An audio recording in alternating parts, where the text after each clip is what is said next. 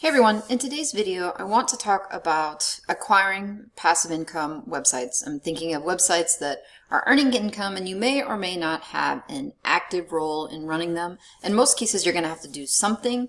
I'm thinking less about support as a service or FBA or these ones where you actively run it like a business. I'm thinking more about the types of websites that you can either build or acquire, and then once you get them to a place where they have content, they can earn either with AdSense or with other affiliate programs where you just don't have to be active in the day-to-day.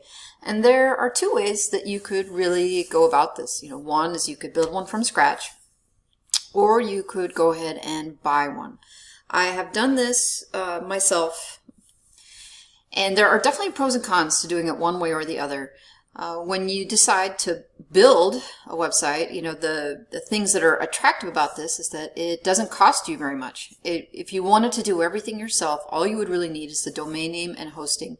There aren't necessarily lots of other things that you would have to acquire in order to make this happen. You don't have to pay hundreds of dollars for tools. If you don't want to, you don't have to actually pay for content. You could create the content all on your own. For some people who are either low on cash or or adverse to risk, adverse to risking a lot of cash, then building a website really can be a great way to get you started, but without having to worry about losing a lot of money. Especially when you're a beginner, especially when you don't know what it is that you're doing. Sometimes I would say that for myself, it was better to have started with building, because once I had built a couple of these sites and done things wrong, I would say more than once. I would say several times, in fact. But once I had done that, it made it much easier for me to evaluate sites that already existed to say, yeah, I would want to own that site. Because you just have done it wrong. And so when you've done it wrong, you can see how and what people are doing to do it right. And also you have a pretty decent idea of what to look for. When you have your own site, you have certain places that you look that tell you that your site is doing really well and you're accomplishing your goals, while other things aren't that important. Like, I'm always looking at Google Analytics, and I had somebody tell me the other day that they didn't use analytics, or they weren't good with analytics, and they had a website, and I was like, what?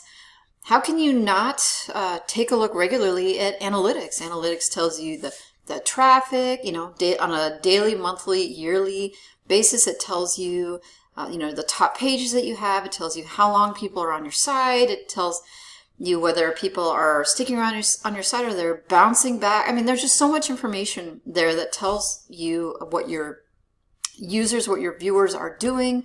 And, it's just a direct reflection on the performance, on your performance as the site owner and creator.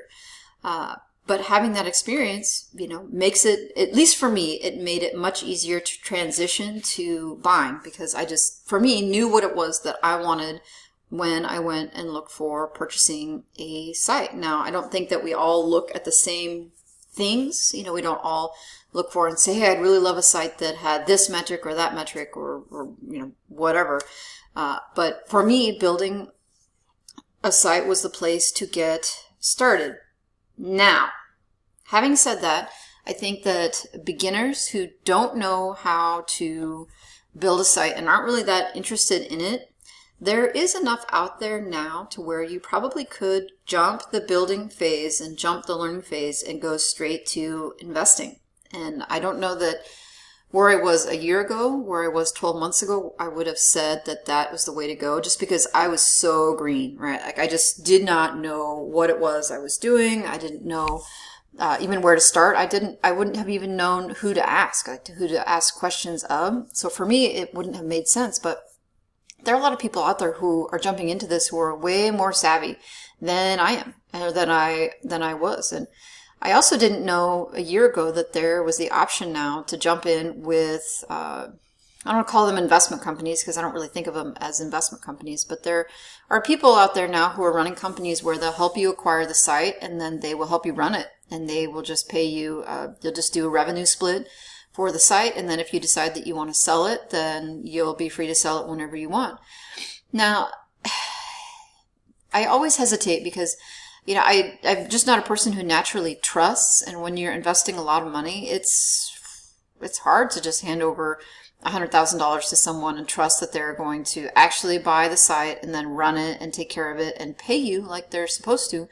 Even though I think that if people who are running these companies, if they weren't doing what they promised, that they would get bounced out of business pretty quick, because social media and YouTube would follow them. I mean, it would take their businesses down to the grave pretty quick. That being said, though, I'm just not somebody who naturally trusts, and I would rather take care of those things myself. But for a beginner who is just getting started, there are some pros to having someone else help you, or, you know, starting with buying a website. So when you build a website, when you don't have experience, or even when you do have experience, you always run the risk that the niche that you pick is just not going to work, or the keywords that you pick is just not going to work, or the website itself is just not going to work. I mean, there's a risk always when you do that. The more you do it, I think you reduce the risk of just the whole site tanking right away, or just never taking off. But that risk always exists. I don't care how experienced you are, the risk is always there that a site that you start just doesn't take off. It's just there's not enough data out there, and the tools that are out there that help us evaluate, you know, keywords and you know, traffic and stuff, those are all estimates. We're all just sort of like flying around in the dark, just doing our best. So when you look at buying a site, you have basically proof that the concept worked. You have proof that the keywords work, that the niche is working, and that the site can actually earn money. That can be really valuable for people. And I mean, it's valuable for me, which is why I bought sites and will continue to buy sites in the future, because it jumpstarts the process. You know, you can go in a short amount of time from, you know, concept thinking, oh, well, I might want to get into this, to, okay, I have a website that is earning money like right now. And a month ago I didn't, and a month later I do. And there's value in that for folks who are really, really antsy and really want to jump into this world, and they want to do it right now. They want to do it right away. So is it better to buy or better to build? I think you'll find a lot of people who are already in the world of buying websites. I think that they will probably tell you it's better to buy, because it's as close to a guarantee as you can get that the site will earn money, that your investment in time and effort will bear fruit, because you're buying something that is already working. Now, everything, you know, has the risk of having a Google core update happen, or, you know, just something to change that hurts the site, and so that it doesn't earn anymore. But that's as close as you can get to proof. Say, okay, I want to make sure that this is going to work for sure. But coming from, you know, just having been a beginner in the last year, I gotta say that having done both, if you are completely green and a complete beginner, I don't really care if you're in a hurry, and I don't really care if you have a lot of money in your pocket that you're ready to invest.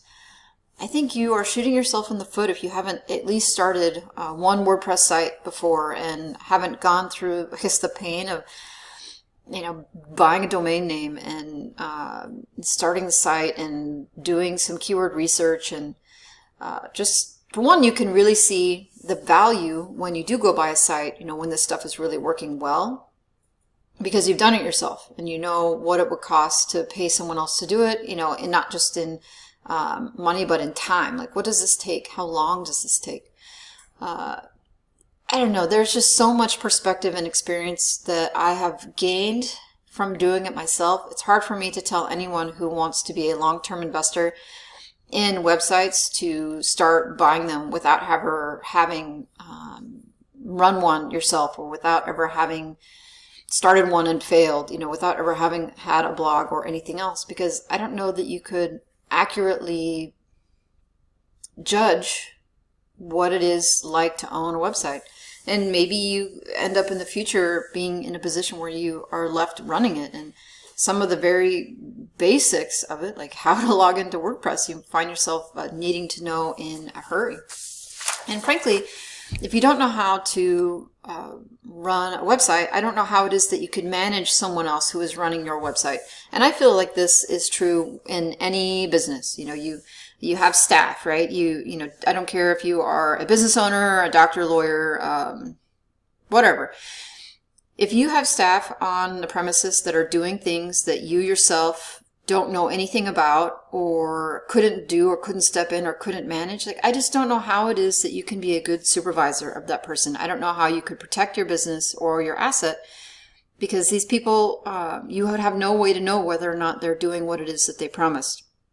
You have no way to know what the metrics are or how to evaluate them. So in most cases, is it better to build or to buy? Well, I think if you're totally green and a beginner, absolute out of the gate, I think it's a good experience to try and build a site. I do think so. Before you go and make an offer on a site, I do think you should build one and run it for, 3 to 6 months and just get the ins and outs of what it is like to start a site, to create articles on it, or to buy articles for it, and then watch traffic and learn, how to check the traffic and where is the traffic coming from and what happens when you, post on Pinterest or Facebook or, what are just the things. Just make your mistakes on something that is not valuable so that when you do have something that is valuable, you don't make your mistakes on that. Would it be okay for an absolute beginner to buy? Yeah, sure, definitely. But it's hard for me to recommend that anyone just roll down and drop $50,000, $100,000, $200,000 on a business that they know nothing about. I wouldn't recommend it to you offline, and I wouldn't recommend it to you online. People look at these passive income websites sometimes like investments, right? We have retirement accounts. A lot of us have a Fidelity account or a retirement manager, and what you do every month is you just take your money out of your paycheck, or your boss takes your money out of your paycheck and just sends it straight to your retirement. You don't evaluate where that money is being invested. Most of the time you don't get to choose or have any input whatsoever what your real estate manager or your retirement manager does with that. How do you know if they're doing a good job? We have no idea. People look at in like website investing sometimes, I think, similarly. They want a place to put their money, and then they will trust that the website or the website manager will just do what it is that they say that they're going to do. And I just don't know. I just haven't yet got on board with the idea that you can just do that, because there's so much more to managing a website than just putting money in an account and watching it grow, because that's not, website investing is not just putting your money somewhere and watching it grow.